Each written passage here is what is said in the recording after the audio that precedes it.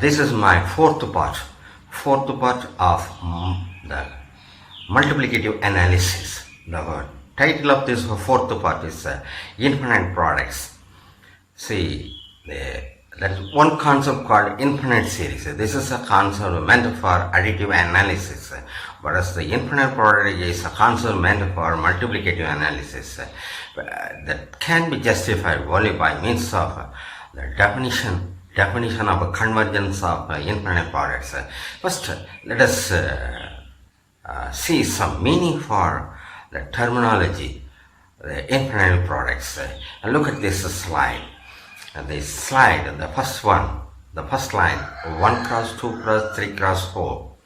Sometimes I may write the same, 1.2.3.4. That gives a value 24. You can check that this is correct. And when I come to the terms of symbols, I can write the same like this: A1 cross A2 cross A3 cross A4. When they are A1, A2, A3, A4 are numbers. And I may also write the same different like this: A1 dot, A2 dot, A3 dot, A4 dot. Or I may simply write A1, A2, A3, A4 with understanding that there are multiplication in between any two numbers.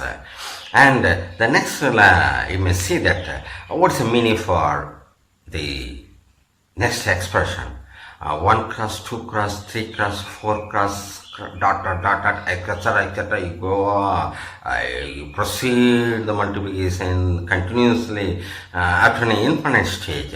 And I give one more of the type this: 1 cross, 1 by 2 cross, 1 by 3 cross, 1 by 4 cross, 1 by 5 cross, and you may proceed to multiply in up to an infinite stage. What's the meaning for these things? And then I may say in symbols like this: A1 dot, A2 dot, A3 dot, A4 dot dot dot dot.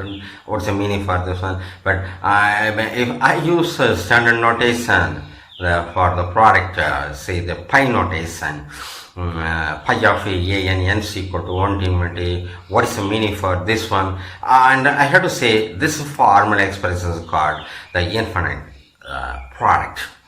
And see, recording this infinite product, I have to make some basic assumptions. First thing that I'm going to assume that all factors A are only in R plus, in the sense that they are all positive numbers. It is possible to extend the definitions even for other numbers, but for discussion purpose, this is restricted only to these positive numbers. We don't go beyond that positive numbers. And I come to this formula infinite product, this product of A I is equal to 1 to infinity, and for such a product, the partial products are partially up to the final stage. There is a product of A I equal to 1 to n, n may be 1, 2, 3, etc. So there are infinitely many products. For n is equal to 1, the first product; for n is equal to 2, second product; n is equal to the third product, and we can proceed like this. And I have written the same thing in the sequence of form. There's a return the partial products, the first up to first factor A1, up to second factor A1, A2, up to third factor A1, A2, A3, and you proceed like this. You are having a sequence of partial products. Now, is there any connection between the sequence of partial products and the product, infinite product? Of course, this is the idea of a convergence of an infinite product. And there you see that automatically when you consider the sequence of products, I have to explain the meaning for the limit of the sequence. Limit of a sequence first, I have to give the definition for that one. And so let me begin with the definition of this, or I may recall the concept. See, the definition of the convergence of sequence. I consider a sequence P and E in R plus. Then R plus is endowed only with the usual geometric D cross. D cross is given in terms of this multiplicative modulus function. And then the sequence P n in R plus is said to converge P in R plus if for a given epsilon quaternion the addition individual n are such that there is a d cross of P n comma P less than epsilon for all n greater than or equal to or equivalently the multiplicative modulus function modulus of P n by P is a less than epsilon for all n greater than or equal to n naught. In that case this P n converges to P in R plus. When we consider the usual geometric D cross. And let's recall the definition of this Cauchy sequence we relate with respect to this D cross metric in R plus a sequence Pn in R plus is set to Cauchy in R plus if and only if for given epsilon greater than 0 this I change this D cross in terms of modulus function such that is multiplicative modulus of Pn by Pm is less than epsilon for Rn and M greater than or equal to n naught. If this condition is satisfied, the sequence is Cauchy sequence. And in this case, sometimes you may write this D cross of Pn comma Pm tend to that one tend to 1 as in n and m tend to infinity. And one more thing in regarding the convention, we have similar convention that if Vn converges to P, we say that or it is also true.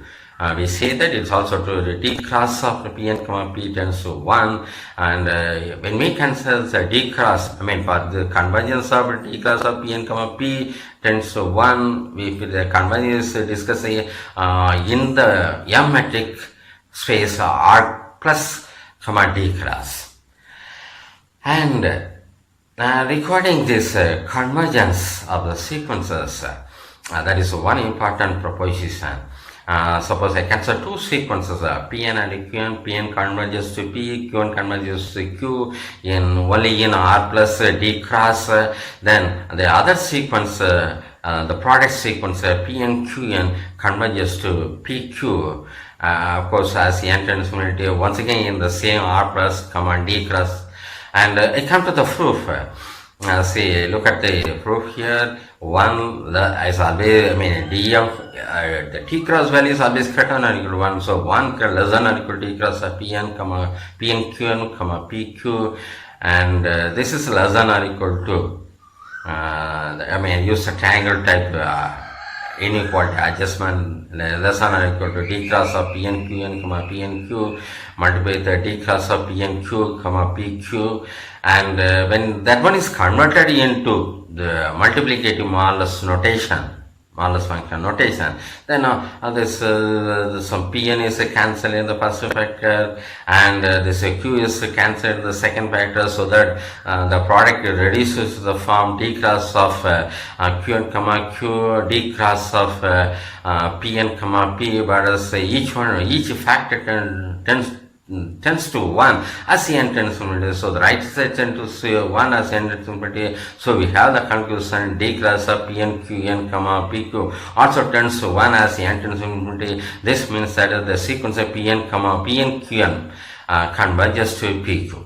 So product of two sequences converge to the product of limit. This is the idea. And now I come to the definition of the convergence of the product. I give a precise definition.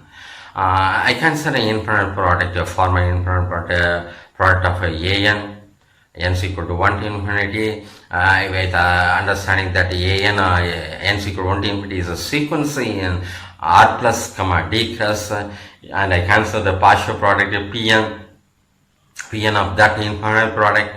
If that sequence of partial product converges to P in the M metric space R plus comma D cross, then I say that the corresponding infinite product of an n is equal to 1 to infinity converges to P. And I have to say that the R plus doesn't include 0 as well as infinity, so I don't consider the possibility to have P equal to 0 and P equal to infinity for limits of infinite product when I discuss about the convergence convergence of an infinite product in the R plus. So, and I have to say one more thing. This R plus the T cross is a complete M matrix space. So, a sequence is a Cauchy if and only if it converges. So, if the partial sequence, the sequence of partial product is a Cauchy sequence, then necessarily it should converge.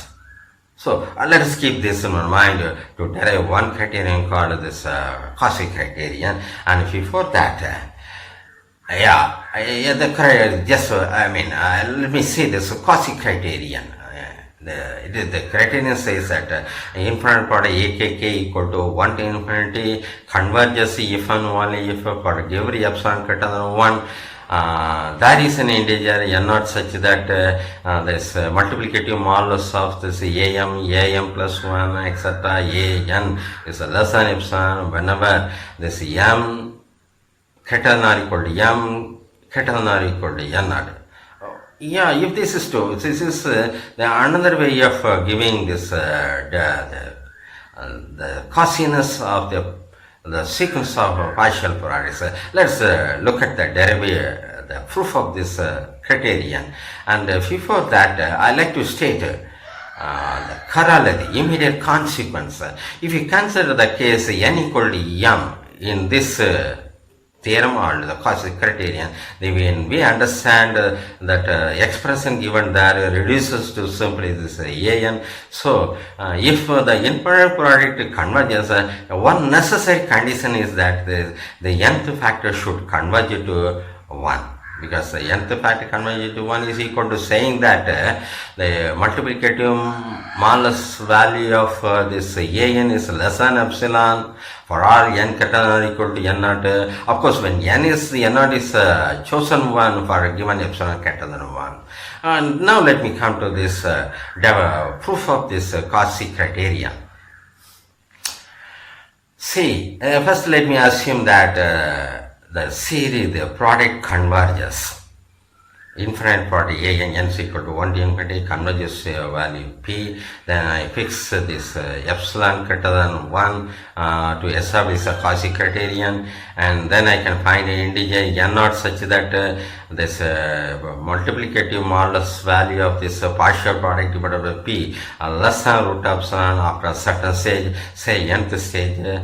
Then I see for m greater than or n greater than or equal to m greater than or equal to n0, I have that this product of ak is varied from m to n is less than the product of ak by p when the product is varied from k equal to 1 to n. The other way, multiplicative modulus of p divided by product of k equal to 1 to m minus 1. Of course, I assume that it's m is greater than or equal to n plus 1. And I have to say one more thing. To derive this inequality, I use a fundamental property, multiplicative modulus of xy is less than or equal to multiplicative modulus of x multiplied with multiplicative modulus of y. That property has been used. So ultimately the product is less than root epsilon multiplied with root epsilon giving you epsilon, and so I have the one part.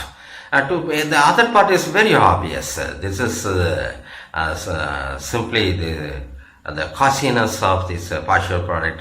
You can check immediately that this actually that gives the Cauchiness the sequence of partial product Pn.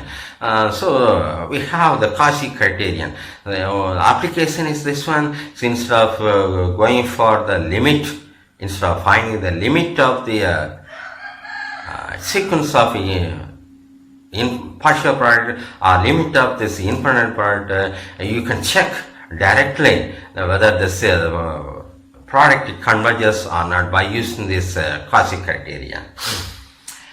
And once again I come to one simple proposition. If a product an converges, then to P, then the product 1 over AN also converges, but it converges to 1 by P, very simple.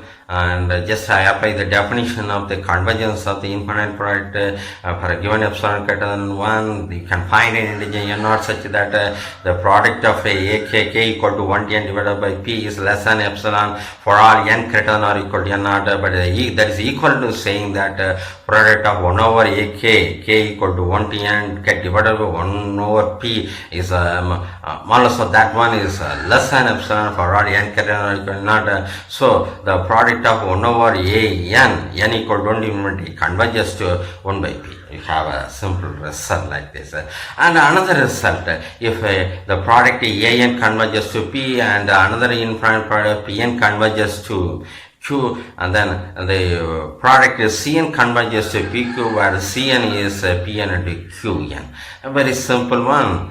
If you discuss the proof actually needs the inequality modulus of xy. Multiplicative modulus of xy is less than or equal to multiplicative modulus of x multiplicative modulus of y, and you may see that easily. For given epsilon greater than 1, I can find a common integer n naught applicable for both infinite products such that product of akk equal to 1 n by P is less than root epsilon. Product of bk k equal to 1 n divided by Q is also less than modulus of that 1 is also less than root of epsilon. Then I use the property set by me to give the conclusion that product of akbk k equal to 1 to n divided by pq is less than epsilon for all n greater than equal to n, and this establishes that this product of Cn converges to pq.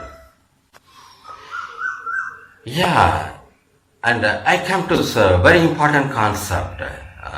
I may say one application of multiplicative modulus function is given in terms of the introduction of the concept of the convergence of infinite products. Here is the other one, the absolute convergence, M multiplicative absolute convergence, or simply M absolute convergence. I consider infinite product of an, I say that converges absolutely if the corresponding infinite product of multiplicative modulus of an, that one converges. It is a simple one. See, the very obvious proposition, expected one. The product an converges if it converges M absolutely. See, to establish then we use this Cauchy criterion. I fix epsilon greater than 1. Using the convergence, M absolute convergence, I can find an integer n naught such that this multiplicate the product from k equal to m to n, product of multiplicative modulus value of this ak is less than epsilon whenever n greater than or equal to whenever n greater than or equal to m naught greater than or equal to n naught, and then once again use the known relation multiplicative modulus of xy is less than or equal to multiplicative modulus of x multiplicative modulus of y to conclude that the multiplicative modulus value of a product of akk equal to m to n is also less than epsilon whenever n greater than or equal to m greater than or equal to n. So that m absolute convergence implies this convergence, but the convergence may not be true, and let us wait for. I shall provide an example to you, and before that I like to give one more thing called rearrangement. See, the convergence of infinite product was explained in terms of convergence of partial product that depends on the order in which the factors have been arranged. So I come to the definition now, the rearrangement. You consider the function from the set of natural numbers into natural numbers. If the function f is assumed to be 1 to 100 on to, then I consider the an, the infinite product an, and correspondingly I also consider the another infinite product in another order, product of a suffix f of n, but n is varied only from 1 to infinity. So the factors have been rearranged in the factors of product of an have been rearranged in the new series. This one is called the rearrangement of the original series, this product of an, and see, that is a proposition.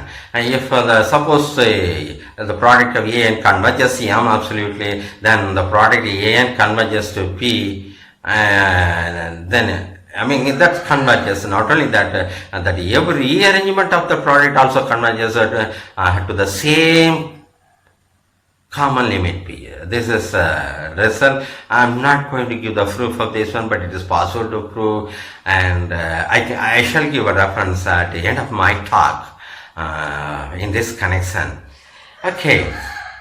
And regarding this, I may see the remark, the limit of the product of the absolute values need not be considered the product of this ordinary ones, that means the p need not be equal to q. You may find that remark.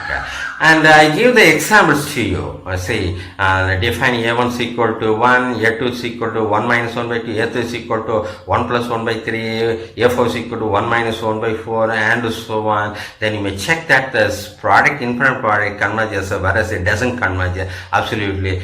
Somewhat lengthy one, verification part, the verification part you can do yourself. And I have to say one more thing, and consider two products which was considered in the first slide. A product of 1 by n, and another I shall consider one more product of n plus 1 by n, whereas the first product do not converge, whereas the second product converge. For which, to verification purpose, you can use a Cauchy criterion. Say you have a product of 1 by k equal to 1 to m, and you may find that that one converges to that one converges to infinity, the value multiplicative modulus of that one converges to infinity, so it cannot be made into less than epsilon after some stages, and the same thing is applicable for other product, this product of k plus 1 by k, the k equal to m to n, you may consider this multiplicative modulus of the value of that one that points with the n plus 1 by m, that one tends to 1 as n and m tend to infinity, so you can check that Cauchy criterion by using the relation, and so you can conclude that corresponding product converges. And before going to the next final slide about the questions, and I would like to make one comment. There are many results in connection with infinite products, more specifically using this multiplicative modulus of function. Say, as I said, the convergence was discussed by me in terms of the order in which the partial products have been chosen. You can talk about the other types of convergences called this unordered convergence, and there are many very nice results in for infinite products, whether it is ordered one or unordered one. I come to the next slide, the final slide about the question, the exercise problems given to you, and you may find I had given the 4 infinite products, verify the convergence of them, and don't simply say answers, try to provide the reasons for them also.